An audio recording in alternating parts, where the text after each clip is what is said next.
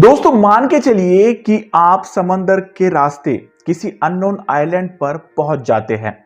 Island पर पहुंचने के बाद आप देखते हैं कि यहाँ कोई भी इंसान मौजूद नहीं है, ना इंसानी बस्ती, ना किसी जानवर का अंदेशा।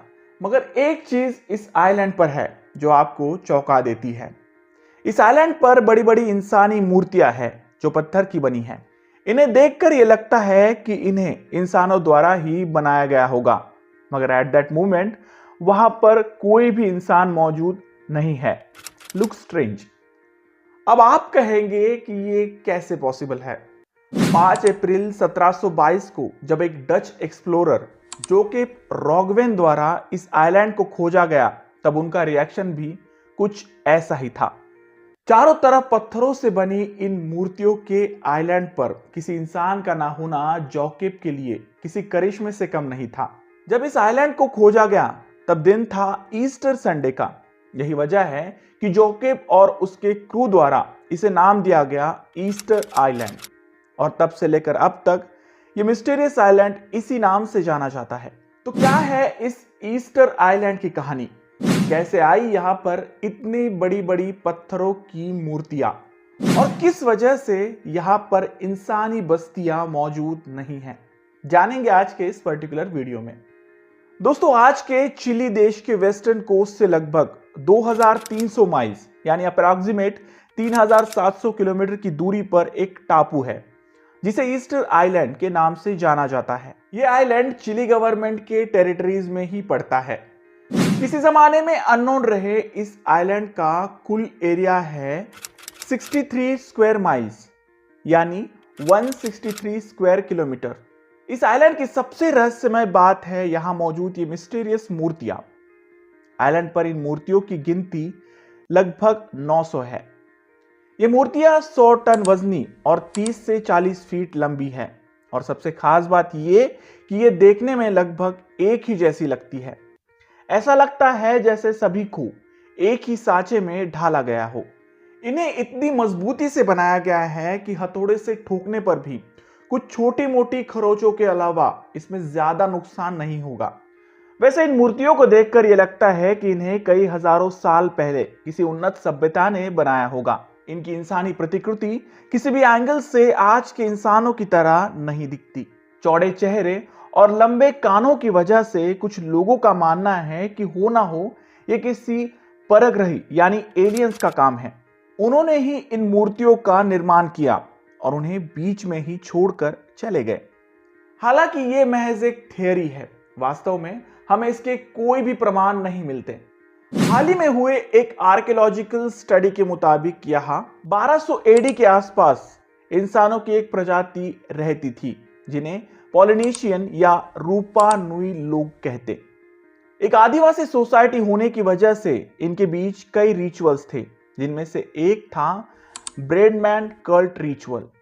इसमें यहाँ के लोग एक पर्टिकुलर बर्ड के अंडे को कलेक्ट करने का कंपटीशन करते थे, और जो जीत जाता उसे इस सोसाइटी में एक बहुत बड़ा ओहदा मिलता था।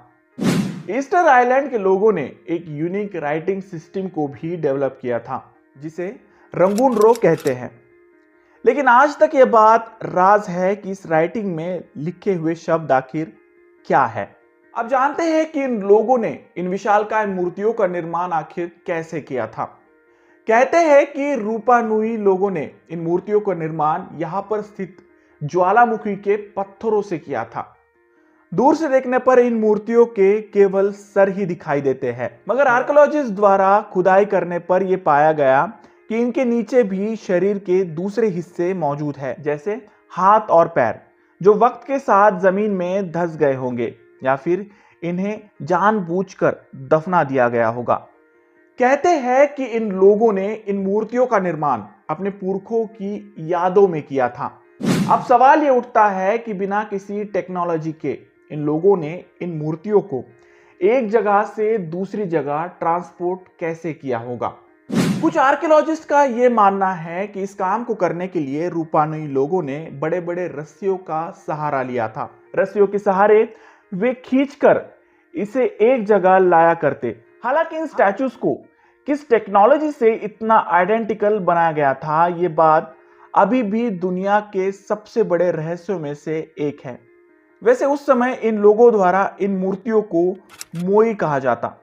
अब बढ़ते हैं एक और सवाल की ओर कि आखिर किसी जमाने में यहां पर इंसानी बस्ती थी, तो अचानक ऐसा क्या हुआ कि ये लोग इस जगह को छोड़कर चले गए? क्या हुआ था यहां कि इन लोगों को इस जगह को छोड़ना पड़ा? एक साइंटिफिक थ्योरी के मुताबिक यह माना जाता है कि इन मूर्तियों के निर्माण और स्थापना के लिए यहां के लोगों ने आइलैंड पर मौजूद जंगलों को तोड़ना शुरू किया था।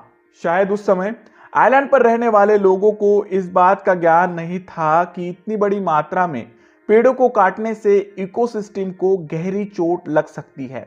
यही वजह है कि आने वाले समय में इन्हें कई इन्वायरमेंटल क्राइसिस का सामना करना पड़ा, जैसे बारिश का ना होना, मीठे पानी का ना मिलना, खाने के लिए दर दर भटकना वगैरह वगैरह।